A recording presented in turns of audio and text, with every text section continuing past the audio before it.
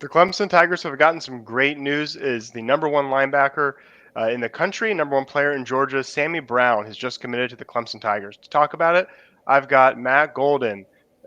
Matt is a writer for Shakin the Southland. He's also the host of the TigerNet podcast with David Hood. Matt, thanks for joining. Absolutely, Ryan. Glad to be on. It was a tough weekend with Clemson baseball dropping it, but some really good news today, and looks like we may have some good news the rest of this week. Yeah, this was the pick me up we needed after I thought that we were just talking off air. That loss to Tennessee in baseball was one of the toughest losses, even in all sports that I've watched. But we're here to talk about good news, and it's just the good news we need. So Sammy Brown, number one in Georgia, number one linebacker according to 247, number five overall player from 247, the highest they've rated a linebacker since 2010. He's a two-time Georgia champion in wrestling. He won the 400 meter dash in Georgia, 40-inch vertical, 24-foot long jump.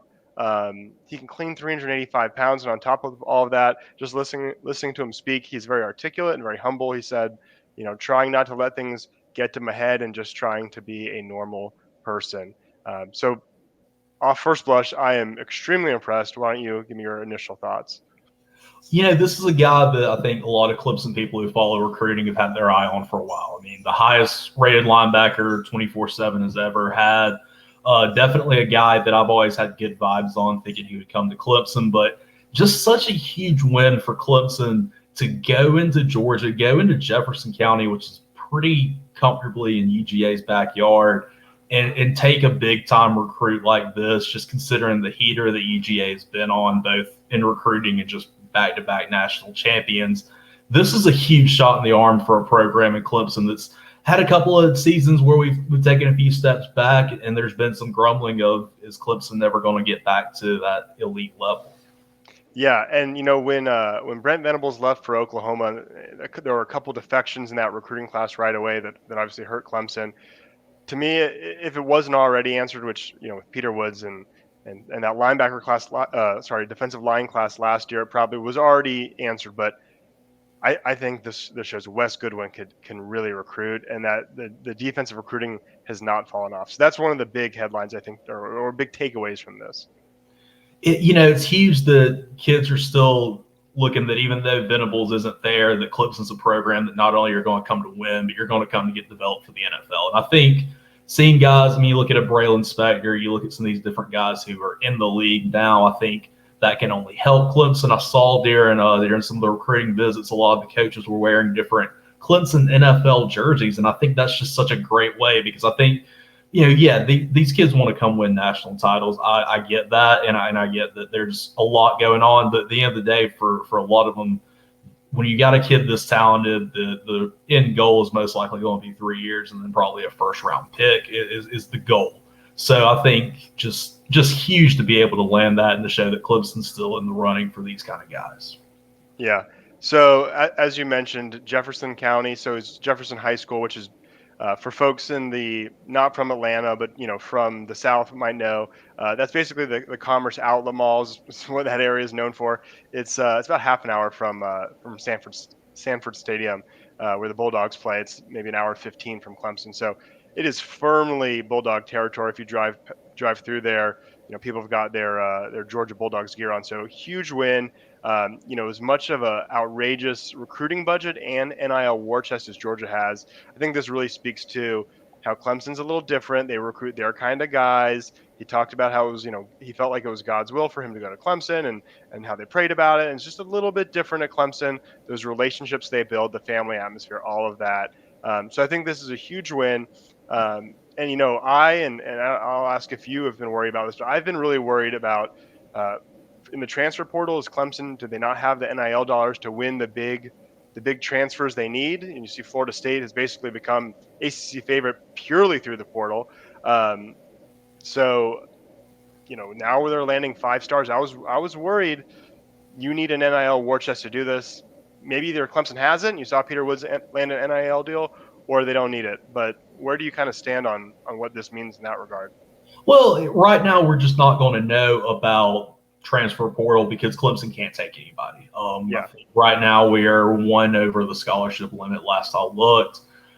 So that's not a thing that we can really look. But I think at the end of the day, I trust Dabo and I trust the coaches to do what needs to be done. I don't know that we're going to sit there and do like some of these schools and tell the kids they're going to make $2 million first year. I know I was reading one recruit said that he had some schools tell him that, hey, first year we can get you $2 million. And he said, look, there's some schools when they say that, they're faking, and there's some that are serious. I don't know that Clemson's doing that. And I think that's just the nature of Clemson being a lot of people don't realize this. Obviously, if you're around Clemson, you know it, but it's not the biggest school. Its alumni base is smaller than the UGAs, the South Carolinas, some of those. And it's not one that necessarily has some of the dollars that some of these schools are going to have.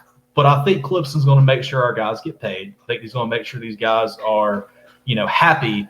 And I think we're also, we're looking at guys who money isn't everything. I think that I think at the end of the day, their needs will be met, but they're not necessarily just chasing as much money as they can get. Right. And I think that's the sweet spot is it's not about the money, but it's not such a ridiculous deficit that it's a silly decision to come to Clemson. So I think that's why with these really, really elite recruits, it's just really encouraging to see we can still land them. Peter Woods last year, you saw he just got an NIL deal through a collective at Clemson, now Sammy Brown. So I think that's another huge encouragement. A few final notes here. He is both a linebacker and a middle linebacker. In his junior season, he ran for 1,449 yards, 21 touchdowns, averaged 8 yards per carry. The 24/7 kind of lead scout on recruiting said he could be a Power 5 running back if he wanted to. But watching his tape and reading from Andrew Ivins, the lead 24/7 analyst, he said he sheds blocks well and is particularly good in coverage. Of course, you can see here in the picture, you've probably seen a lot of pictures of him up on TigerNet and elsewhere. He's the guy with the blonde mullet, so very kind of iconic look there. Kind of a final two thoughts here is, or final thought is, Clemson's defensive recruiting really hasn't dropped off, as we talked about with Wes Goodwin, just kind of keeping it going. On offense, though, last year, 4 of the top 5 recruits were defensive linemen. This year, right now, they've got 6 on defensive kicker, and they have 2 offensive players, a tight end and running back. I think we're going to see what happens, but I think they really need to make some noise on offense, especially at wide receiver. Last year, they brought in 4, Noble Johnson, Ronan Hannafin, Tyler Brown from Greenville, and Tink Kelly from Daniel High School in Clemson. I think they got to get a big hit here. They need a T. Higgins caliber athlete. Anything on your mind? Will we hear good news there? I think that's the one piece we still need to hear. Yeah, some of the recruits who are already committed have been kind of hinting on social media that there may be kind of a wave coming through, that we may get a few more commitments, and maybe it's something that happens this week or definitely here in the near future. And a lot of those that people are talking about are some big spots that are needed, particularly wide receiver. I mean, it's a spot that there's a lot of, there's a lot that needs to be replaced there. We haven't had the big play wide receiver in a few years. Hopefully this season we'll kind of see if Cole Turner and if Adam Randall can fill that role, but we need to add depth in that, definitely. Lost some guys in the transfer portal and Joseph Ngata to the NFL draft. Again, just another body that's not there. So I hope that receiver gets addressed in this class. I think it will, and I think that there's absolutely a lot of opportunity for some of these receivers to come and make an immediate impact. Yeah, I think they could make an immediate impact. I think it's a big year for Tyler Grisham. People talk about wide receiver production and being a big year for Grisham in that regard. I think it also is in terms of landing the big-time recruit. Mike Matthews from Parkview High School, it's actually where I grew up. Sister went to Parkview. He's technically listed as an athlete, but he'd be a big time add to this class, a star offensive playmaker. Bryant Wesco out of Texas and Alex Taylor from Greensboro is probably the one that most people have heard the most about. I think they need to land one of those. I think they will land one of those. So hopefully this is the start of good news. Matt, anything else?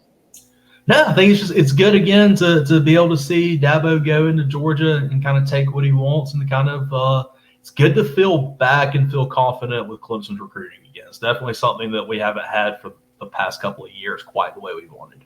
Yeah, to go in, 30 minutes from the two-time defending champs and take the star defensive player, which is, Georgia's calling card. This is a huge win for Clemson. Really gets the mojo back in the right direction. Um, if you're not already subscribed to this channel, I'd greatly appreciate it. You can click the subscribe button below. Also, we are now sponsored by or supported by Bunches. It's an app where you can have discussion about your favorite sports teams with a small group of people. Download the Bunches app and search for the Clemson Tigers Sports Talk. Thanks for watching. Hope you enjoyed it.